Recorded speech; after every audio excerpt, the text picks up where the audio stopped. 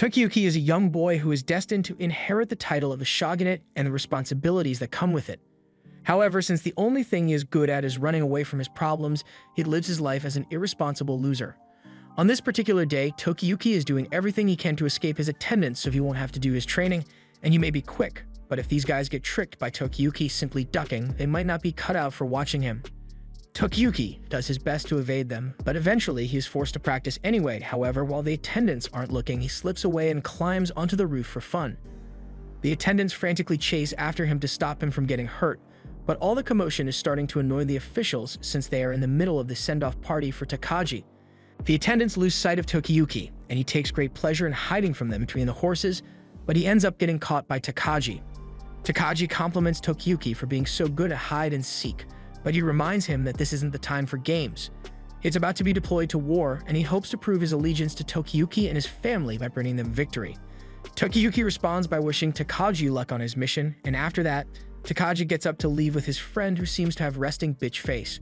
Once they are gone, Kyoko shows up behind Tokiyuki and tells him that he doesn't need to be so nervous around Takagi and the others since he is the heir to the shogunate, so eventually he will be the one giving them orders. And as a bonus, he will get to marry her. But Tokiyuki doesn't remember ever proposing. Just then, Tokiyuki notices that the attendants have caught up to him, so Tokiyuki dashes off so fast that he manages to kick up dust on a wooden floor. Kyoko's attendant can't believe how immature Tokiyuki is, as even though he is technically a samurai, he is nothing like Takagi, and if he ends up inheriting the shogunate, he will probably end up becoming a puppet leader that can barely finish 3 sentences on his own like his father. Kyoko doesn't see anything wrong with being a puppet ruler since he would still get to live a lavish lifestyle, and that makes him a prime candidate for her to marry since she's a certified gold digger. Meanwhile, the attendants can't find Tokiyuki since he's a master at hiding once he gets serious. In fact, he's so committed to skipping training that he once hid inside an armor chest for 2 straight days, and yes, it would have been easier to do the 2 hours of training, but he was proving a point. The attendants check the chest just to make sure he's not hiding in there again, but since they don't find him, they leave to go search elsewhere. However, they fail to notice that Tokiyuki was hanging from the roof above them, so once they are gone, Tokiyuki makes his way down and is greeted by his elder brother who offers him a snack. They both climb up onto the roof to talk for a bit, and Tokiyuki's brother tells him that their father is pretty much useless, so it's for the best if he takes over as shogunate as soon as possible. Tokiyuki asks why his brother can't do it instead since he's the eldest son, but as per customs, since he is the son of a concubine, he can't inherit the position. And besides, he doesn't want to anyway. Just then, the attendants spot Tokiyuki and try to corner him so he has nowhere to run, but Tokiyuki goes, "Hold my dog," before running down the roof and jumping all the way to the adjacent one. He then runs through the compound and out into the Kamakura village where everyone is glad to see him. Tokiyuki eventually loses his attendants again, so he makes his way through a lone cherry blossom tree where he can see the entire village. He loves the village and its people, so he doesn't care about honor or status as long as he is able to live in peace here. People can call him a lazy coward for all he cares because he's fine with it, but all of a sudden, a girl on the ground speaks up and tells Tokiyuki that he's not lazy, nor is he a coward.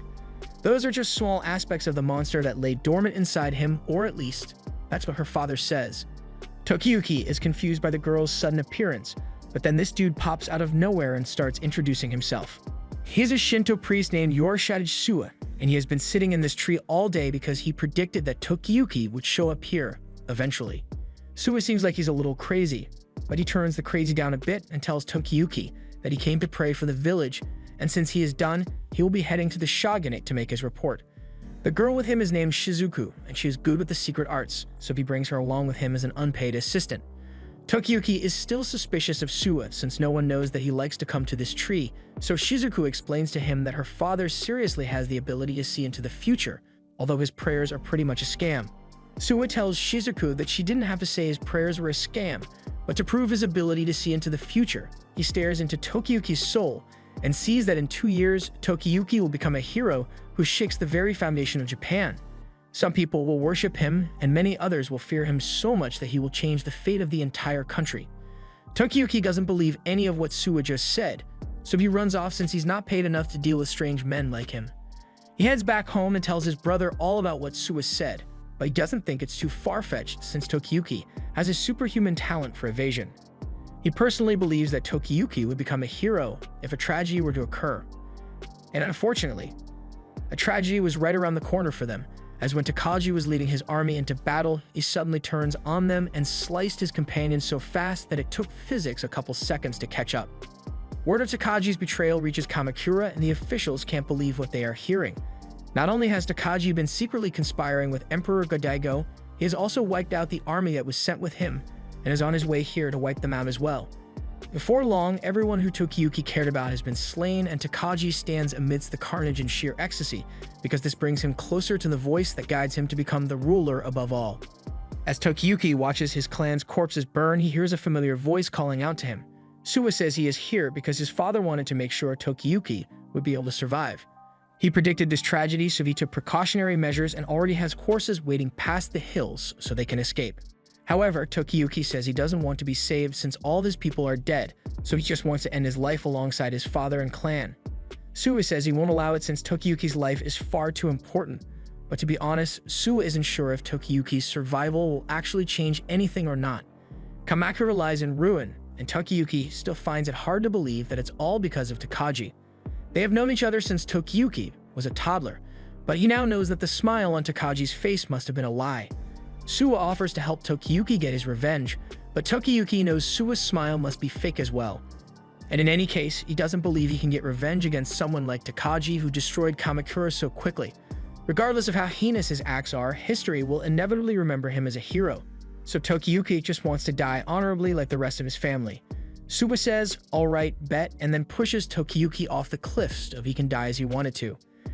And as Tokiyuki falls to his impending doom, he has a sudden realization that death actually doesn't sound so good anymore, so he grips onto the side of the cliff and uses it to slow his descent and land safely. Upon seeing him, the invading army immediately attempts to kill Tokiyuki, but Tokiyuki's evasion skills are far too great for any of them to even touch him. Tokiyuki makes his way back to the top of the cliff and latches onto Suwa, who then tells him that his ability to survive and run away is what gives him the potential to become a hero, so he is the opposite of Takagi, who became a hero by killing. Of course, it's not possible to win by only running and hiding, which is why Suwa will provide him with all the allies and tools he will need to reach his goal. As long as Tokiyuki is still alive, Takagi will someday come for him. So before then, Tokiyuki needs to become strong enough to defeat him. While Kamakura was being destroyed, Tokiyuki's brother, Kunitoki, was desperately trying to hide from the invaders. But all of a sudden, a man shows up in his hiding spot. However, he is relieved when he sees that it is Munashige, his uncle. He says he came here to rescue Kunitoki, but Kunitoki is still really worried about Tokiyuki. So Munashige reassures him that Tokiyuki is probably safe since they arranged for Suwa to get him to safety. But right now, they need to get themselves to safety before they get spotted. Unfortunately, they get spotted sooner than expected, but Munashige tells Kunitoki that he will handle this, so he should stay here while he goes over to the samurai to talk things out. He says he might be able to convince them that Kunitoki isn't part of the Hojo family since he's not important enough for them to recognize. He makes it clear that was entrusted with protecting Kunitoki, and more importantly, he is the son of his dear sister. So he's going to do everything in his power to make sure he escapes alive, even if he has to lay down his own life. As he approaches the samurai, he tells Kunitoki to run away if things go wrong, but as soon as he starts talking to the samurai, Kunitoki sees Munashige pointing straight at him, and the wicked look on his face means things aren't looking good for Kunitoki. Meanwhile, Tokiyuki is having a nightmare where he sees the tortured faces of his family, and worse yet, he sees an even more terrifying sight: Suwa's face. Suwa is standing over Tokiyuki with his dazzling aura, and he comments on how cute Tokiyuki is while he's asleep. Shizuku comes over, and while she knows how much her uncle loves watching children sleep, Suwa is clearly making Tokiyuki's nightmare worse than it already was. However, Suwa doesn't care and decides to give Tokiyuki a harmless kiss on the cheek, earning him a place on the FBI watch list.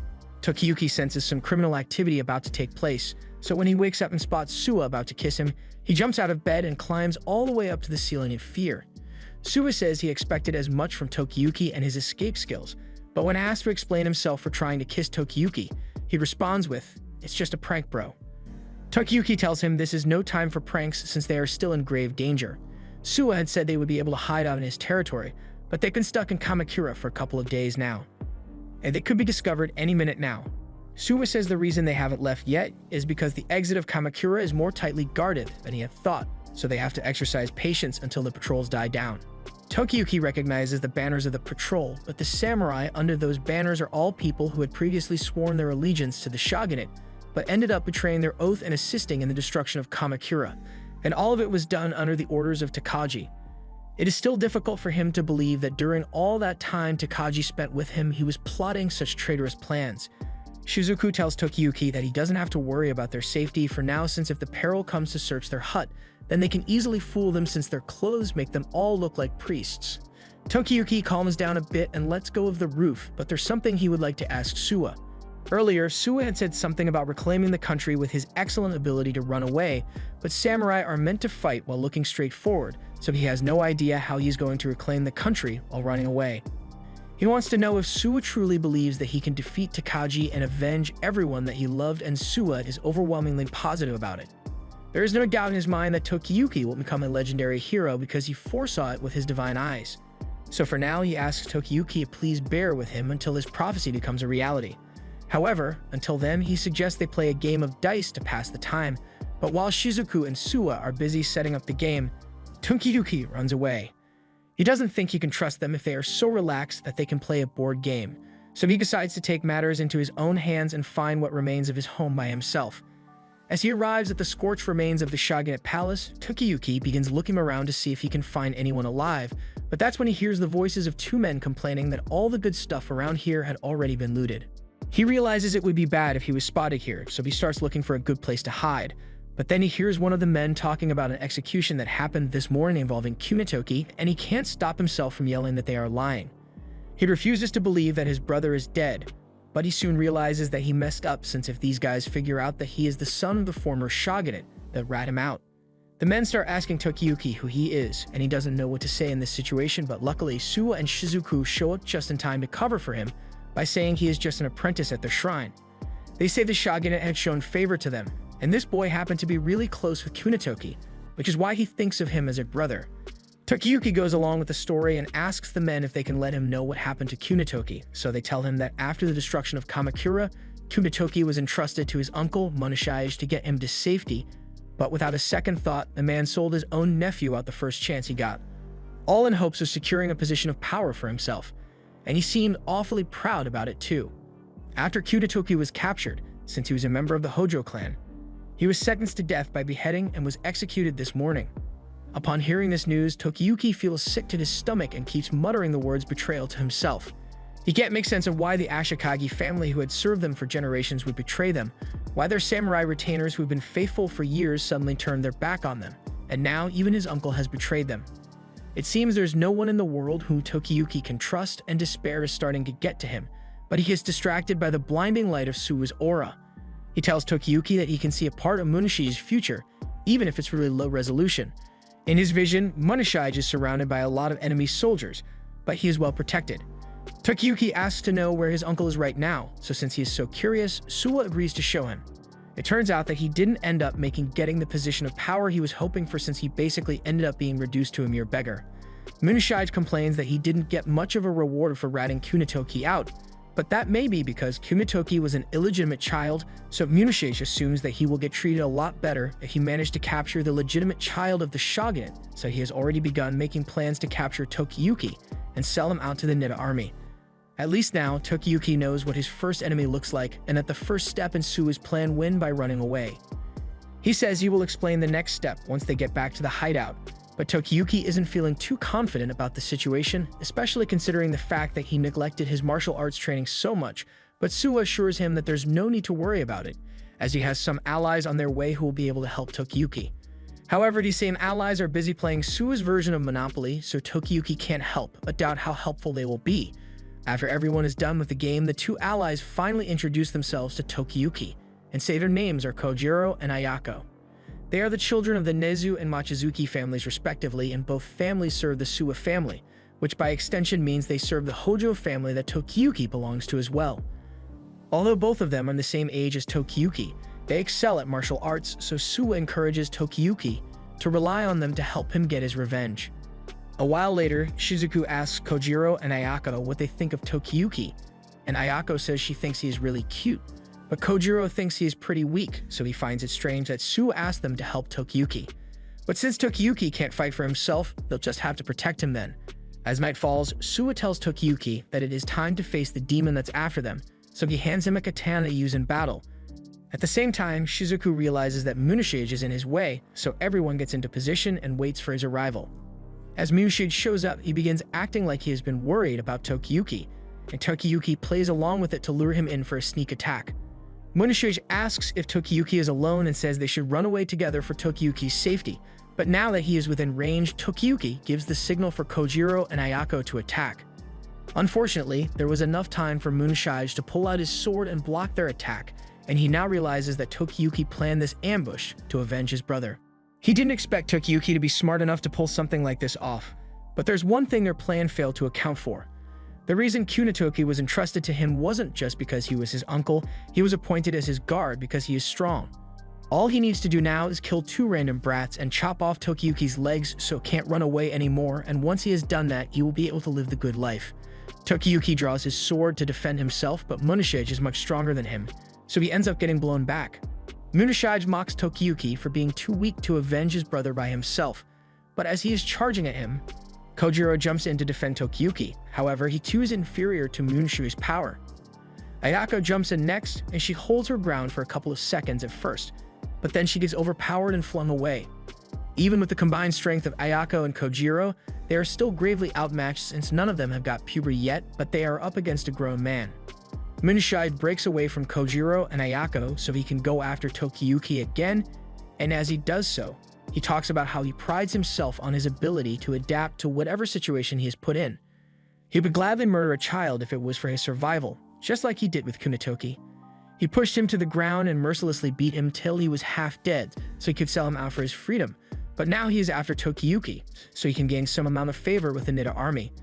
Munashige has backed Tokiyuki up against a cliff, but before Kojiro and Ayako can rush to his aid, Suwa calls out to them and says it's time for them to retreat. They don't understand why Suwa is telling them to retreat, but he just says they should sit back and watch Tokiyuki work his magic, because if anyone here can boast of adaptability, it's him. As Munashige is swinging his sword at Tokiyuki, Tokiyuki begins analyzing his movements and predicting his strikes before they happen. So no matter what Munashige does, he is always one step behind Tokiyuki, and it looks like Tokiyuki is enjoying it too. The way he dodges isn't something that can be learned through training, as it's more like a heaven-sent gift. Suwa believes that Tokiyuki isn't a coward, he just genuinely enjoys being chased. In a situation like this, one mistake could mean instant death, but Tokiyuki's very soul finds joy in such a crisis. During the times when Kamakura was peaceful, Tokiyuki would spend his time dodging his responsibilities, but on the battlefield he becomes an untouchable monster, thriving on near-death evasions. Suwa asks the others if they are interested in serving a master like Tokiyuki now, and Kojiro's opinion has changed for the better. Although, Ayako still just wants to be his friend. They get ready to rejoin the fight, but as they go, Suwa advises them not to waste their effort protecting Tokiyuki. They should just trust that he will be able to evade all danger, but Tokiyuki's attacks are still very weak, so they'll have to make up for that. Munashige is starting to lose his composure since he can't land a hit on Tokiyuki, and that leaves him open for the others to attack. He ends up getting disarmed, but he uses some dirt as a distraction to get away from them. Since they don't need to protect Tokiyuki, they focus their efforts solely on creating an opening for him to strike. So while Munashige is charging at Tokiyuki, Ayako comes up behind him and kicks him to the ground. Munashige then switches targets and tries to use his sword to finish her off, but before Ayako gets slashed, Kojiro disarms Munashige by throwing his sword and knocking him to the ground. And now that Munashige has been disarmed and disoriented, Tokiyuki leaps into the air to deliver the final blow. Munashige's life alone will not be enough to avenge Kunitoki and all the others who were killed in Kamakura, but it's a good start on his quest for revenge. After that, the group makes their way through the forest to get out of Kamakura, and along the way Suwa asks Tokiyuki how it feels now that he's had his first victorious battle. Tokiyuki doesn't really know how to feel about it since he was just focused on running away, and before he knew it, he had already claimed Munashige's head. He knows he couldn't have done it alone, so he faces the others and sincerely thanks them for their help. Suwa takes the opportunity to remind Tokiyuki that he needs 2 things in order to win a war by running away. First, he needs to be a valuable leader to his team, thereby making him a top priority to the enemy, and the second condition is to have allies that can act as his weapon. To fulfill these 2 conditions, Tokiyuki must maintain his pride as a Hojo orphan and become someone that people are drawn to. If he can do those 2 things, and Suwa genuinely believes that Tokiyuki will be able to defeat any demon that comes his way. Tokiyuki says he understands and walks to the edge of the cliff, where he swears that he will someday return to Kamakura to reclaim it from Takagi. He then throws his sword into the forest, and Suwa thinks is a very touching display of commitment, but he recalls seeing a vision that something terrible would happen if Tokiyuki threw his sword from the top of that cliff. Just then, a wolf emerges from the forest with Tokiyuki's sword stabbed in its back, and it's pretty pissed at him, so Tokiyuki makes a run for the hills in record time. They manage to successfully escape Kamakura together, and Tokiyuki begins his journey to becoming the greatest hero in Japan. But once they're in Suwa's territory, Tokiyuki is pushed to his wits' end with Suwa. Shortly after arriving, Tokiyuki became overwhelmed by the sheer number of maidens Suwa had assigned to him. But Suwa innocently says he just asked them to look after Tokiyuki, make him breakfast, and give him some special physical contact to make him feel better. But it was too much for Tokiyuki to handle, so he tried to run away. However, his attempts to flee led him to fall into this random hole, and it's because Suwa foresaw the future, where Tokiyuki would be running away from the girls along this road, so he dug a hole ahead of time to trap him. Tokiyuki still doesn't believe that Suwa can really see into the future, but Suwa says that since this place is full of holy energy, his divine visions get a huge boost, meaning no matter how hard Tokiyuki tries to run or hide, Suwa will know exactly where he is. After all, this is his expanded domain, the Suwa Grand Shrine. And now that he has explained things, it's time for Tokiyuki to begin his training arc. Tokiyuki still hates training, so he tries to make an excuse that he is still getting used to his new life here. But Suwa doesn't care, so Tokiyuki tries running away. Unfortunately, within Suwa's domain, all escape attempts are nullified by Suwa's foresight. Suwa gloats to Tokiyuki over him falling for another one of his traps, but Tokiyuki just wants to be let out, so Shizuku comes over and brings him a ladder. She apologizes for her father's behavior, as she knows all too well how annoying he can be, but she assures Tokiyuki that Suwa is harmless most of the time. As Tokiyuki climbs out of the hole, he thinks about how he should feel grateful to Suwa for saving his life, but he finds it hard to believe that Suwa actually knows what he is doing. Suwa's shrine is relatively small as well compared to the others, so he doubts Suwa actually has the means to help him reclaim Kamakura and defeat Takagi when the time comes, so he sees no point in practicing. Several days later, Suwa still hasn't gotten Tokiyuki to take his practice seriously, and everyone has gotten tired of digging holes to catch him, so they start complaining that Tokiyuki behaves like a spoiled brat. Suwa corrects them and says that Tokiyuki is actually an earnest person at heart, but he was raised to be a puppet ruler, so he has never had any real reason to put effort into improving himself. And the fault for his current behavior partially lies with Suwa, since he is just now realizing that he hasn't done anything to show Tokiyuki that he has the power to help him reclaim Kamakura. On this particular day, Tokiyuki has run into the forest since no one would expect him to leave on a rainy day, but it turns out he was wrong about that as Suwa shows up right behind him moments later. He already knows what Suwa is going to ask him to do, so he tells him that he doesn't see the reason why he should bother learning things like strategies of war when all he is going to be doing is running away on the battlefield even if Suwa's army is getting slain. Suwa promises Tokiyuki that there is no way that he can lose because he is a true god, and to prove it to him, he says he will stop the rain. Tokiyuki still doesn't believe anything Suwa is saying, but as Suwa rings his bell in the rain, it looks like he wasn't lying because all the raindrops stop midair and converge around Suwa before disappearing entirely. After that, Suwa calls on his soldiers with Spartan energy, showing Tokiyuki that he has an army of soldiers 10,000 strong who are ready to assemble at any moment. If Tokiyuki were to gain the qualities of a hero, that would mean there is an alliance between a hero and a god, and many more soldiers are sure to join their cause at that point. Having demonstrated his power, Suwa asks Tokiyuki what he plans to do now, and Tokiyuki reluctantly says he is willing to go back to his desk and start studying.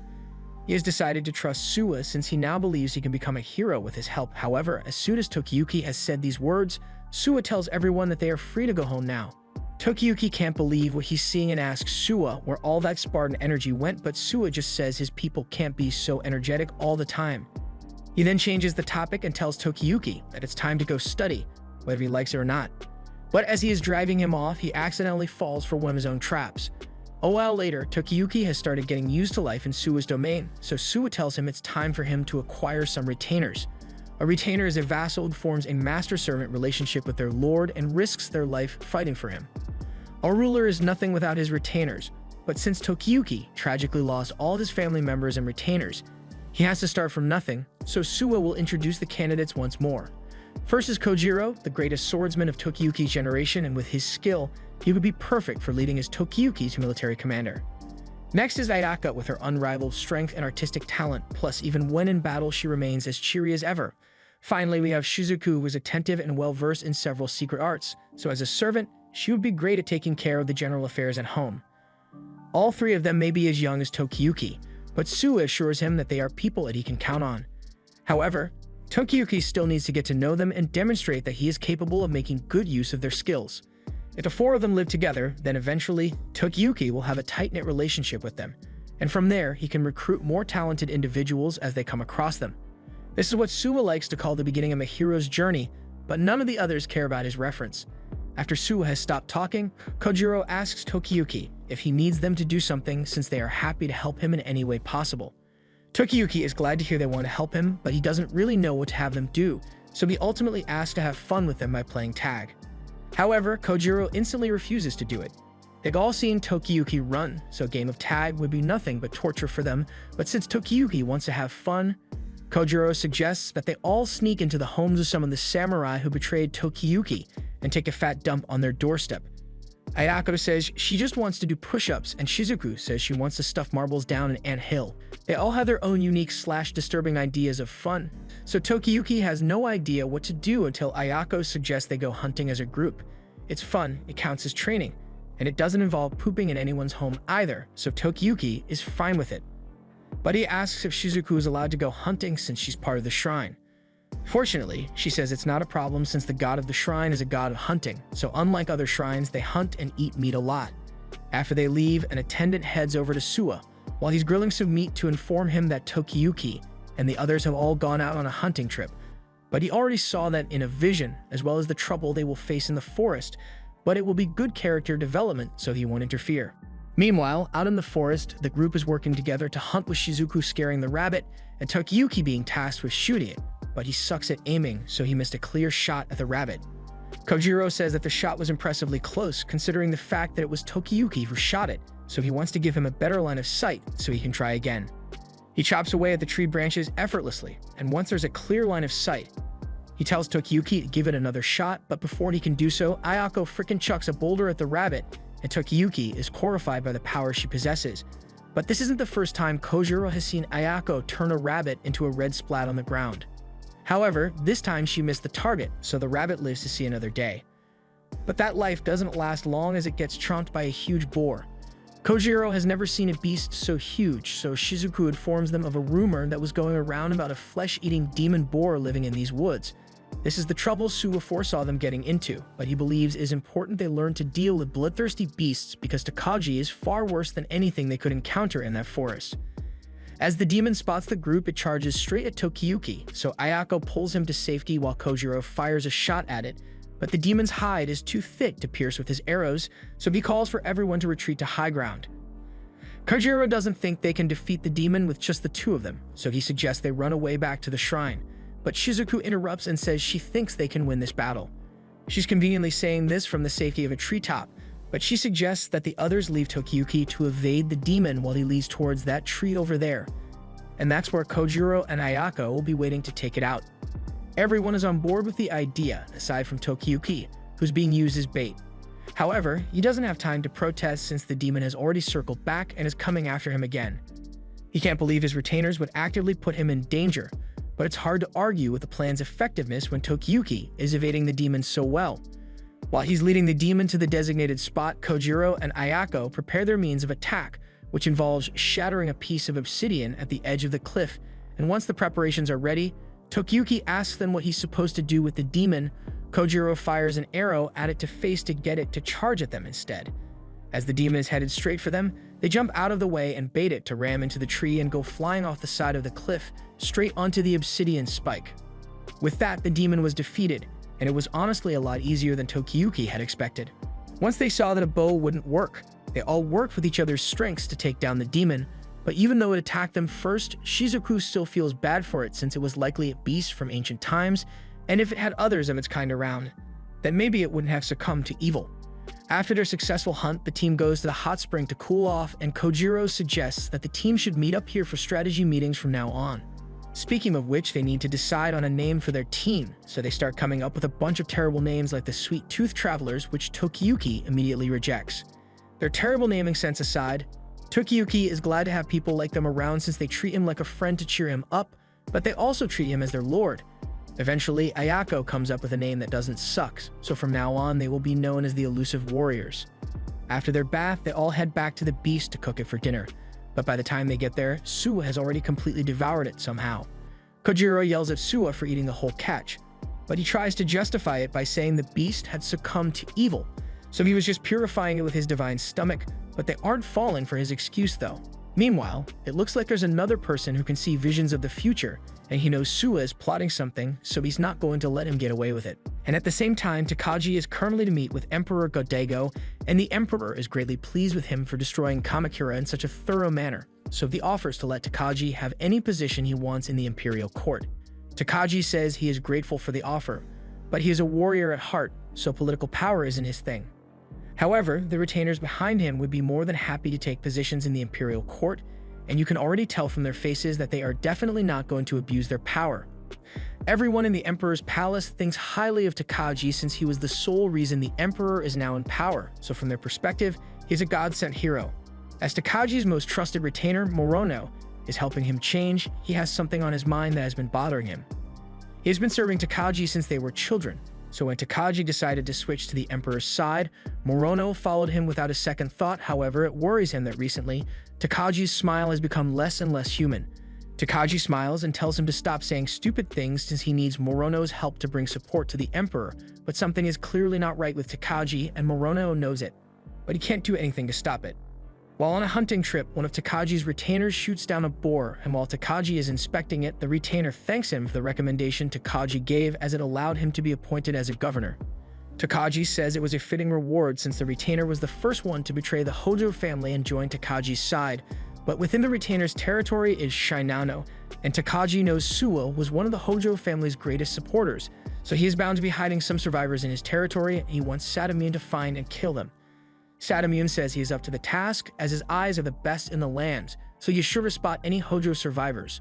Meanwhile, Tokiyuki is finally training to use a sword, but he still sucks at it, and the others can barely believe that he can't cut a straw bundle.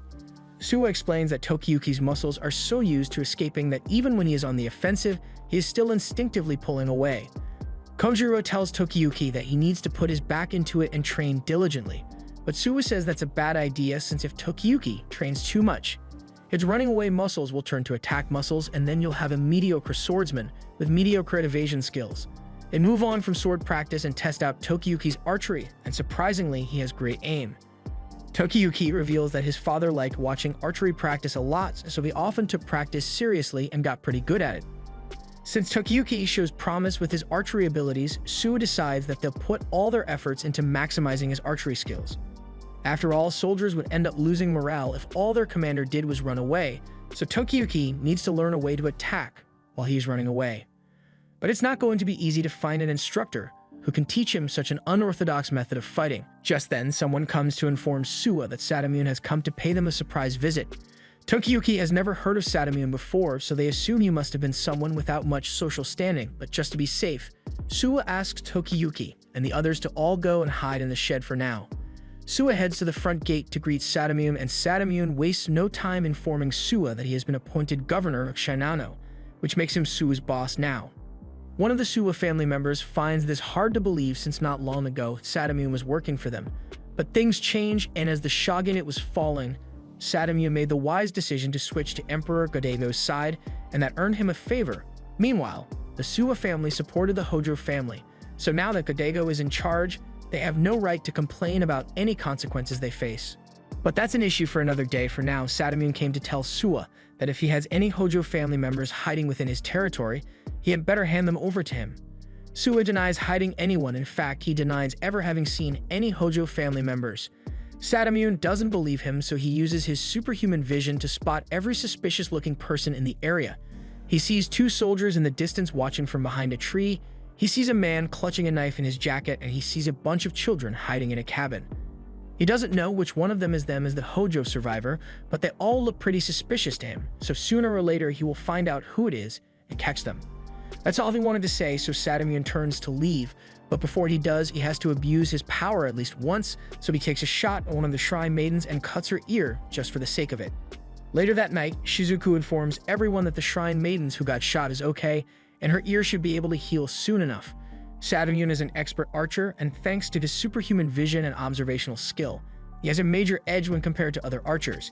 It seems like they've got a really troublesome person as their governor, and Kojiro especially doesn't like him for doing something as dirty as aiming at a simple shrine maiden. He asks Tokiyuki what he thinks about the situation, but while Tokiyuki agrees that Sadamune is a bug-eyed creep, he has to admit that Sadamune's archery was beautiful. Suwa understands that Tokiyuki recognizes talent in spite of a person's character, and that attitude will surely be useful to him once he becomes a general, but more importantly, Suwa has just found the perfect instructor for Tokiyuki. He then tells Tokiyuki that he's going to have to play a game of hide and seek with Sadamune to further his training. Sadamune has two goals right now, and those are to find Tokiyuki and to weaken the influence of the Suwa family by doing so. Meanwhile, Tokiyuki will also have two goals to accomplish. He needs to stay hidden from Sadamune, whether it be by concealing his presence or by hiding his identity, while also absorbing knowledge about Sadamune's archery technique. Sadamune is bound to abuse his newfound power as governor every chance he gets, so there will be plenty of opportunities to learn from him.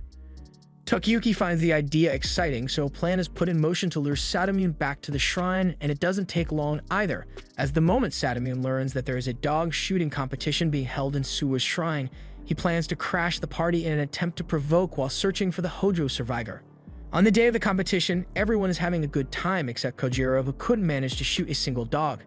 Tokiyuki is up next, so Shizuki wishes him good luck, but Suwa reminds her that she can't use Tokiyuki's real name right now since it could lead to Sadamune realizing who he is. Instead, Suwa tells her to use an alias when referring to Tokiyuki, so she starts blushing and asks if she can call Tokiyuki Big Brother from now on. There's an awkward silence after that, so Shizuku runs away and Tokiyuki has no idea what just happened, but he doesn't have time to think about it as moments later, Kojiro comes running over to tell Tokiyuki that Sadamune has shown up. He just arrived unannounced and says he wants to participate, and of course, Suwa has no right to refuse his wishes since he is the governor. Sadamune is allowed to participate, so he is informed of the rules of the game, being that each contestant is only allowed to have 5 non-lethal arrows, and scoring will be done based on the spot the arrow strikes, and the posture used to fire the arrow. He begins his round, so the dogs are released and Sadamune begins firing at them with pristine accuracy. Tokiyuki is majorly impressed by Sadamune's flawless technique and aim, but Suwa is over in the corner in fear. However, it's not because of Sadamune, it's because he just looked into the future and saw that firing arrows at dogs is considered animal abuse in the 2000s, so he's trying to rationalize the fact that he may get cancelled for holding the competition, even if the arrows are non-lethal. After Sadamune is done taking his shots, he asks the arbiter what his current position is, and unsurprisingly, he is informed that he is now in first place. Sadamune mocks the people of Suwa's territory for being bested by a surprise contestant, but the people defiantly tell him that there are still many strong archers here that could beat him. But Sadamune doesn't seem convinced, so he wants to make a bet with Suwa. He will have a one-on-one match with any archer in Suwa's territory, and if he wins, then Sadamune will be allowed to search the homes of every person whom he deems to be suspicious, with no repercussions no matter what crimes he commits in the process. Kojiro is enraged that Sadamune would propose such an unfair bet, but Suwa says they can oppose him too carelessly since he was appointed by the Emperor as governor. However, if he makes his intentions clear with a bet, it makes things easier for Suwa. Suwa accepts Sadamune's bet, but by the conditions Sadamune set, if Suwa's side wins, then Sadamune will not be allowed, nor will he have any authority to search their territory anymore. Sadamune is laughing to himself over how stupid Suwa was to accept the bet since there's no way anyone here could ever beat him. And after he has won, if he ends up finding the Hojo survivor, then he will have good reason to label Suwa as a criminal and have him executed. And from there, he can do whatever he wants with Suwa's territory. Since they've agreed on the bet, Sadamune asks which strong warrior he will be facing. Suwa says they don't need a strong warrior to defeat the likes of Sadamune, which is why he's sending out a child instead. Both Sadamune and Tokiyuki are shocked by Suwa's choice, but Suwa introduces Tokiyuki as Chojumaru and says he is the least competent person they have, so it should be fair to Sadamune if he completes. Sadamune is fuming at this point, but Suwa goes on to say it would be boring to handle things the normal way, which is why he suggests that the contestants be allowed to shoot at each other as well. Of course, Sadamune is free to refuse if he wants, but only if he's fine with being known as a bitch that is. The others try to get Suwa to stop provoking Sadamune since Tokiyuki's combat prowess is nowhere near good enough to back up Suwa's claims. And frankly, they don't understand why he would make Tokiyuki go up against Sadamune in the first place. Suwa explains that this is a great chance to speed up Tokiyuki's training arcs as going up against a master is a prime opportunity to learn. And Suwa has already seen a vision of the future, which says if Tokiyuki goes through with the contest, then a bright future full of growth awaits him, and more importantly, after the battle, he is guaranteed to learn a cool new skill. Although Tokiyuki still doesn't seem convinced, Suma breaks it down and asks Tokiyuki what choices he wants to make.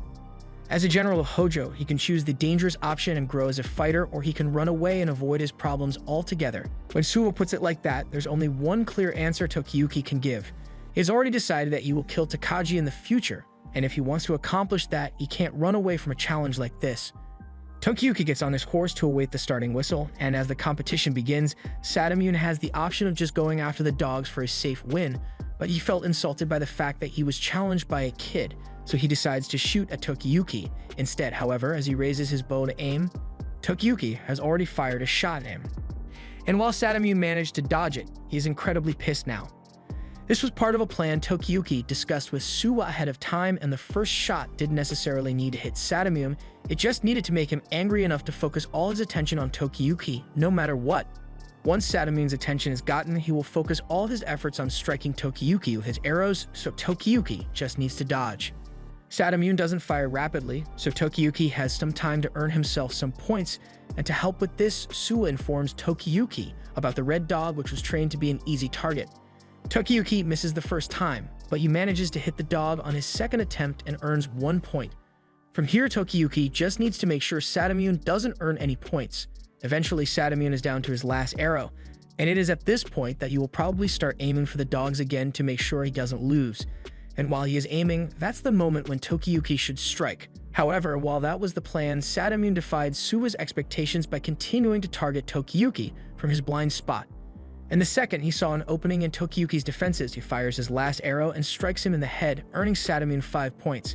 He is now in the lead by a wide margin, so he is confident that he will win as long as he stops Tokiyuki from making any good shots from now on. Tokiyuki takes a moment to inspect the wound on his head, and he realizes that if this were a real arrow, that he would have already been dead, and the odds of competition are stacked against him at this point. But rather than scaring him into giving up, the thought of his life hanging by a wire only excites him more. Tokiyuki tries to aim for a dog to earn some more points, but Sadamune keeps using his horse to knock Tokiyuki off balance and prevent him from aiming. The people are starting to believe there is no way for Tokiyuki to win, but Suwa's light begins shining as he yells out that Tokiyuki must combine his evading and shooting abilities if he wants to be able to beat Sadamune. It was a simple statement, but it made all the difference for Tokiyuki, because it's also clear to him now. When he evades, he can keep track of everything around him, so he knows that if he aims at a dog now, Sadamune will ram into him from his blind spot without a doubt. And it's impossible for Tokiyuki to hit a small moving target while evading Sadamune at the same time, but there's still one target that's big enough for him to shoot at in a split second. Tokiyuki takes an arrow and begins aiming at a dog to bait Sadamune into approaching him, and once Sadamune is within range, he turns around to aim at him instead.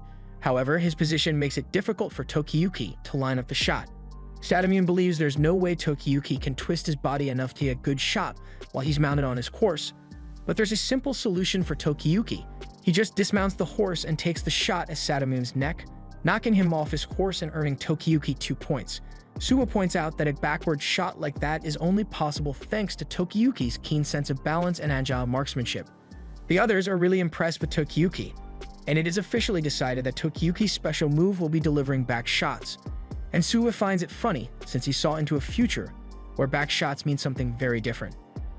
Tokiyuki now only has 1 arrow left to fire, and Sadamune has fallen off his horse, so he is an easy target right now. However, since the score is still 3-5, Sadamune can still win if he prevents Tokiyuki from hitting a vital point with his arrow. He covers his head and throat in preparation for Tokiyuki's next shot, but as he approaches, Tokiyuki doesn't fire his arrow, instead jumping over Sadamune to deliver a signature back shot. Technically, it's called the Parthian shot and was popularized by the Parthians, who used this technique to defeat Rome on horseback. However, we'll call Tokiyuki's version a back shot. That last shot earned Tokiyuki 3 points, so he now has 6 points and has defeated Sadamune against all odds. Now that Tokiyuki has won, Suwa reminds Sadamune of the bet he agreed to, meaning from now on, he can no longer meddle in the affairs of the Suwa Shrine. Sadamune refuses to accept his loss and says the game was nothing more than entertainment, and Suwa sided with the Hojo family during the attack, so Sadamune could seize his land if he wants to. However, he still honors the bet and leaves the Suwa Shrine. But he still can't understand why Suwa would bring out a random kid to play for such an important bet. There was no way Suwa could guarantee that the kid would win, And now that he thinks about it, that kid had a sense of nobility to him, so Sadamune is starting to think that he might have been a part of the Hojo family. However, he quickly dismisses the idea because there's no way Suwa would be crazy enough to risk the kid's safety like that. Meanwhile, after Suwa is done risking Tokiyuki's life, he takes steps to ensure Tokiyuki's safety by arranging for people to spread rumors about him all over the country. This way, the soldiers will be forced to go investigate all of the rumors, and that will take attention away from Tokiyuki's training here so he can grow stronger undisturbed. Meanwhile, in a little hut in the forest, a man is on his deathbed while his son watches over him. The man tells his son about how he had a special set of skills, but the better he got at it, the more suspicious people got of him, until eventually his lord accused him of stealing and had him banished. Now in his final moments, he wishes to have his son carry on his principles and teachings, and before he dies, he has only one more thing he wants to teach his son. Bitches may leave you, and your homies may desert you, but there's one thing you can always trust, and that's money, son. Now get out there and use your skills to make some money. Genba took his father's words to heart, so he dons the mask to begin his career as a thief. The next day in the Suwa Shrine, Tokiyuki is struggling with having to do physical labor for the first time in his life. He doesn't understand why he is doing this if it isn't part of his training, but Suwa explains that since Tokiyuki is pretending to be one of the shrine's workers, it would be strange if he didn't have to do any chores, and they can't afford to draw any suspicion in case the enemy shows back up. However, the only enemy that could show up would be Sadamune, and Kojiro doubts Sadamune would show his face here again and after the humiliation he faced yesterday. Yet, as they look towards the gate, Sadamune is standing right there with a creepy smile on his face. After yesterday, Sadamune decided to be petty, so he went to the Emperor and got an Imperial command, and he takes great pleasure in reading it out to everyone. It says the Empire has deemed Suwa and his people to be traitors for siding with the Hojo family, so as punishment, they will be forced to forfeit a portion of his land to Sadamune. Sadamune laughs as he tells Suwa that he only has 10 days to have everyone who lives on that land relocate, but he pauses for a second to glare at Tokiyuki, since he is still holding a grudge over the archery contest. That night, Suwa holds a meeting with all his retainers, and they are understandably outraged by the situation Sadamune has put them in. They've been tirelessly cultivating this land for generations, so they aren't willing to give it up without a fight, but Suwa tells them that this is not the time to act yet. Sadamune has an imperial decree, and if they defy an imperial order, they will become enemies of the court, and that would lead to their destruction before Tokiyuki's training has been completed. He asks them all to be patient and wait for the right time, but for now, they can't do anything. He brings the meeting to a close and tells everyone to return to their homes, but he asks Tokiyuki to stay behind because he has something he wants to discuss with him. Once they are alone, Tokiyuki asks Suwa what he plans to do about Sadamune because at this rate, the people here will lose a lot of their homes and farms to him. Suwa thinks it's great that Tokiyuki is concerned about giving the people justice, but a sense of justice is not always enough to get things done. Suwa tells Tokiyuki that he has been thinking about adding a new member to the Elusive Warriors, particularly the thief named Genba. Tokiyuki is perplexed that Suwa wants to add a thief to the team, but Suwa makes a good point since a thief uses all sorts of tricks to obtain their target and can get in and out of location undetected. Tokiyuki is impressed by the skill Genba supposedly possesses, but he still doesn't understand why Suwa wants to enlist Genba, so Suwa explains that he has something he'd like Genba to do for him. He wants to get Genba to steal the Imperial command from Sadamune's residence. That sounds crazy to Tokiyuki, but according to the informant Suwa has in Kyo, it takes longer than it does at the DMV to get an Imperial command issued, so if they manage to make Sadamune's go missing, it will buy them a bit of time. Tokiyuki thinks stealing is wrong, and yes it is, but it's only illegal if you get caught. Tokiyuki is going to learn that even criminals can become useful retainers, so he leaves for the night, and as he goes, Suwa's assistant asks him if it's really alright to send Tokiyuki and the others to find Genba on their own. Suwa thinks it will be fine since Tokiyuki may be a child, but he still has the makings of a capable lord. The next day, Tokiyuki and the others have arrived at the village where Genba is from, so they get the attention of some people nearby and tell them that they are trying to find him.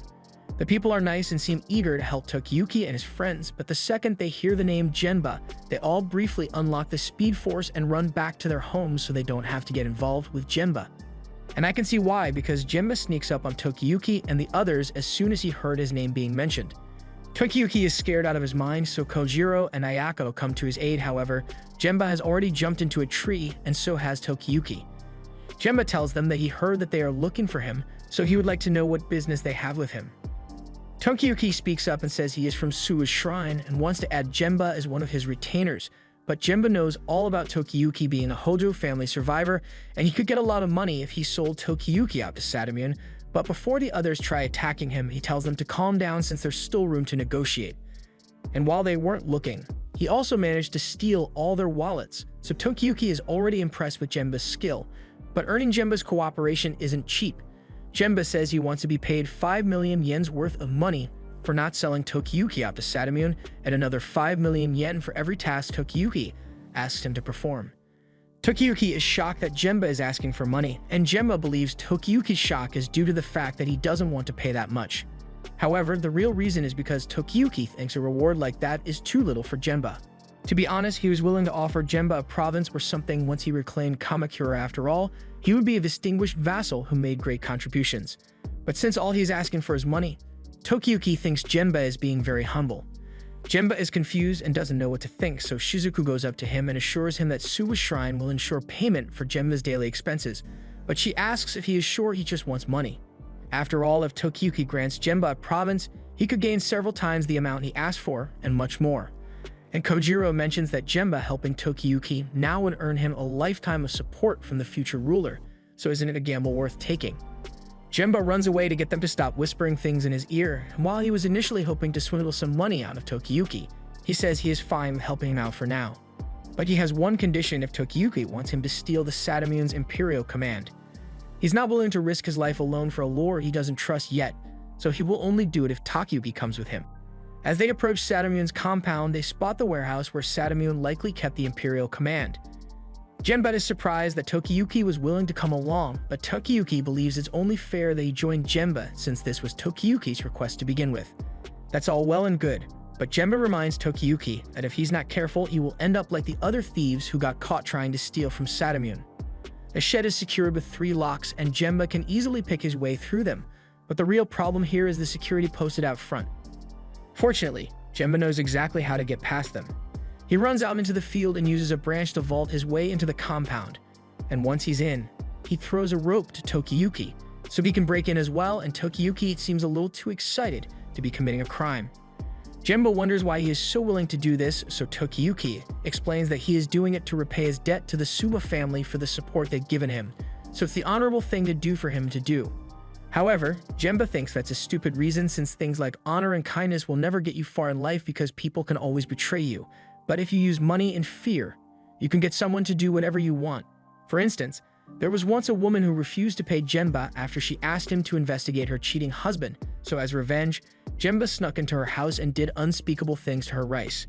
That aside, Genba tells Tokiyuki to wait here while he handles business, so Tokiyuki does as he says. But he soon hears Sadamun's voice nearby, so he starts panicking as it may be possible that Genba set him up to be captured. However, the Sadamun goes up to the guards and tells them to go fix some nails on the fence all the way across the compound from the shed.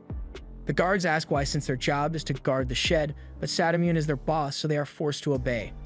As you probably guessed, that was really Genba wearing a disguise, and he explains that his mask has special properties that allow him to disguise himself as pretty much anyone. As he and Tokiyuki are looking for the Imperial Command, Genba mentions that he knows Tokiyuki doesn't trust him after all. No one would trust a subordinate who can steal anything, even Tokiyuki's identity. So why would Tokiyuki, who has already been betrayed by millions of soldiers, ever share trust with someone like him? While this is going on, Tokiyuki and Genba have been found out by one of Sadamun's subordinates with inbuilt radar hearing. And after realizing that there are intruders within the compound, he gets ready to go thief hunting. As the guards begin to close in on the shed, Genba realizes that they have been found out, and if they don't get out of here soon, they are going to be surrounded. They got the Imperial Command, so Genba gets ready to leave, but he has no obligation to protect Tokiyuki, so he tells him that he needs to keep up if he doesn't want to get captured. As Tsukfusa and the other retainers are about to barge into the shed, Genba busts out of the roof with Tokiyuki and throws a smoke bomb to blind his pursuers. Normally this would have been a foolproof way to escape since none of the guards can tell where Tokiyuki or Genba are. However, Sakafusa is able to hear them perfectly, so he takes a bow and pinpoints their location as they were trying to scale the fence. He fires an arrow straight at Tokiyuki, but since he isn't Sadamun, he sucks at archery and misses his target. Thanks to Tsukfusa's blunder, Tokiyuki and Genba manage to make it over the fence, and once they do, they give Kojiro and Ayako the signal to ride away as a detection. The guards see the horses ride off in the distance and they all begin to chase after them, but Sakafusa waits behind because he notices something no one else was able to realize. He heard the sound of two children climbing the fence, and then he heard the sound of horses running away, but there was never any sound of the two thieves on foot. This leads him to the conclusion that the thieves must be hiding somewhere close by while holding their breath. He doesn't know exactly where they are since they aren't making any sound, but the second they slip up, he will be able to pinpoint their location and cut them down. Genba is starting to feel the pressure now, and he is incredibly frustrated that Tsukfusa is here because all his stealth techniques rely on illusions and shadows, and those won't work on Tsukfusa. He is really regretting the time he wasted messing with Tokiyuki. But when it comes down to it, he has no real reason to care about Tokiyuki, so he's gonna ditch him.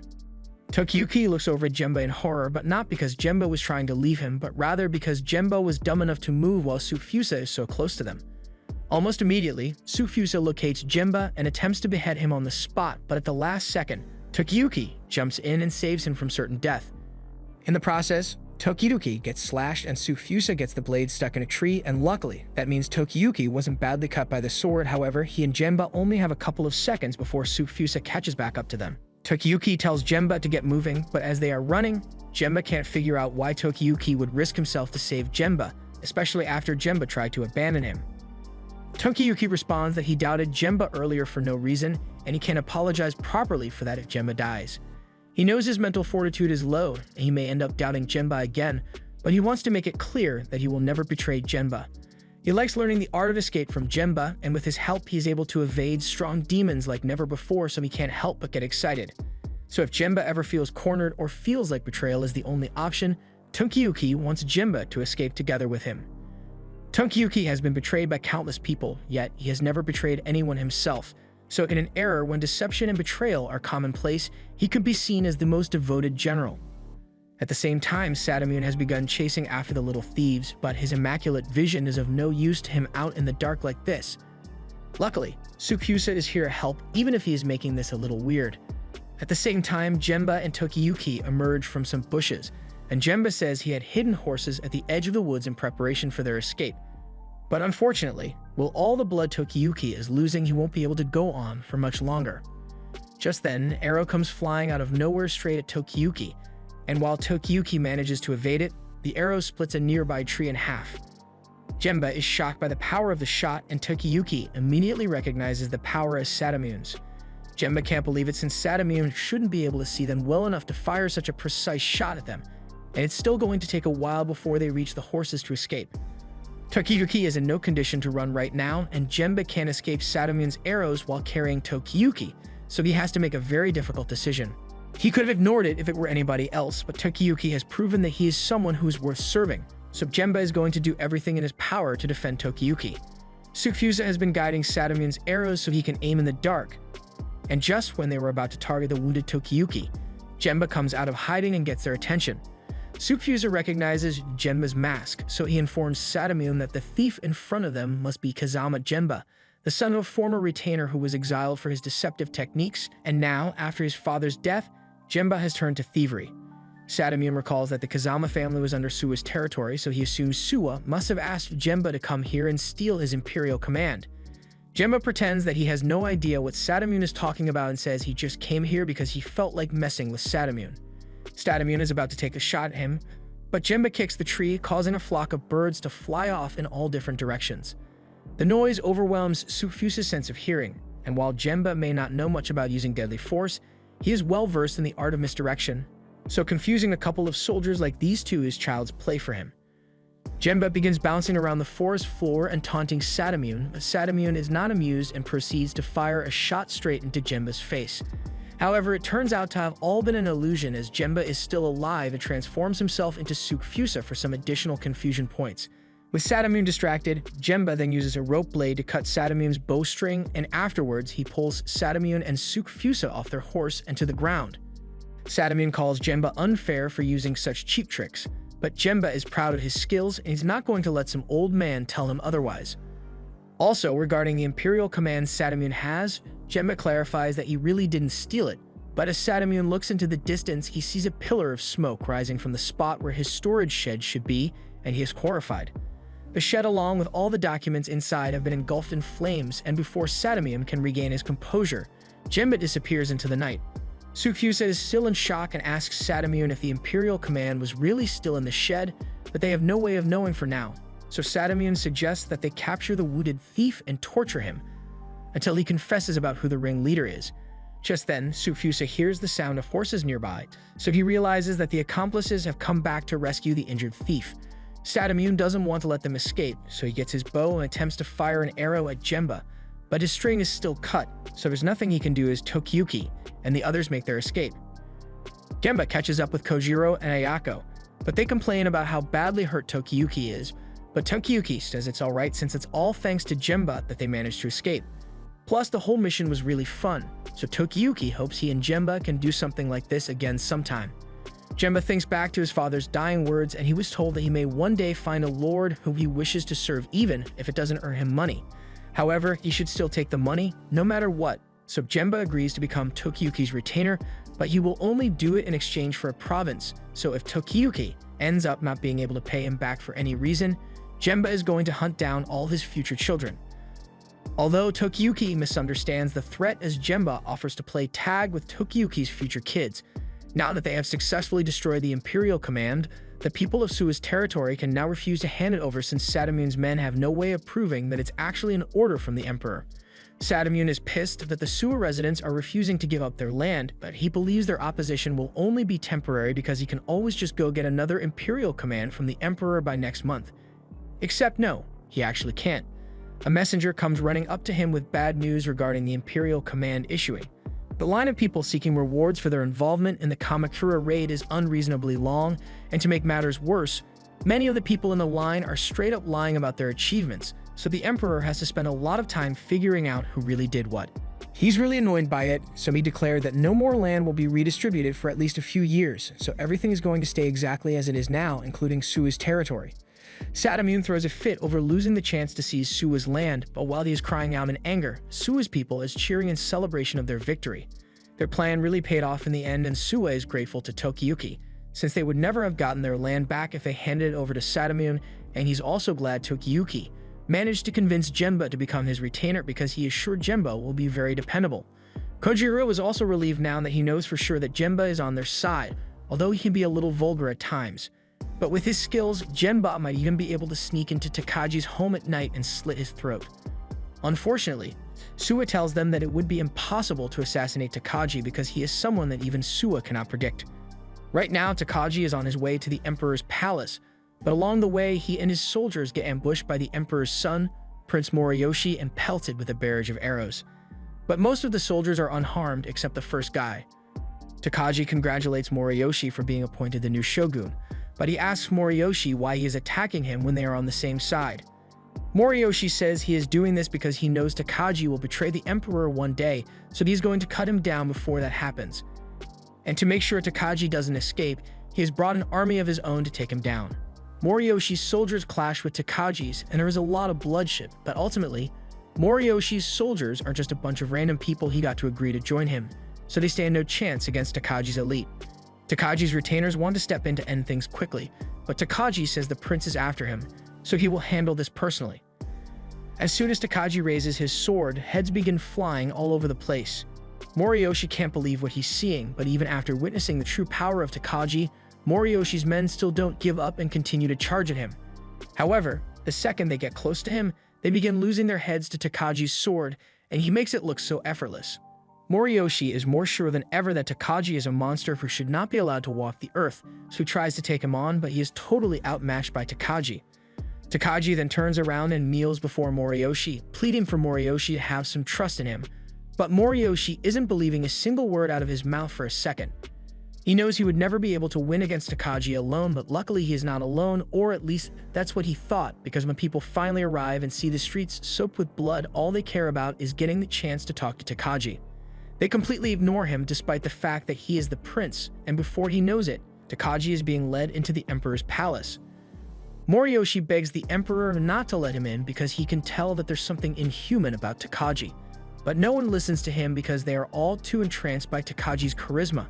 Suwa tells Tokiyuki all about this incident, and Tokiyuki can hardly believe that Takaji did all that. He cannot be assassinated because of his unnatural level of skill, and his otherworldly charm makes him a favorite of everyone he goes near.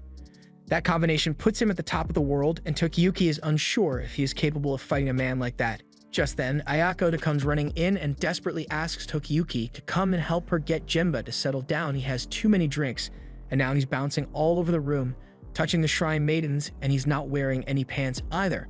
He has to go help knock some sense into Jimba, but before he goes, he turns to Suwa and thanks him for all the help he has offered. Because of him, Tokiyuki now knows how he can fight, and he has gathered strong friends to help him as well. So no matter how strong Takagi is, Tokiyuki will keep trying over and over until he defeats him. After that, he turns around so they can go beat up Jimba and will just ignore what they did to him. This was the end of episode 6. Subscribe to not miss the next part.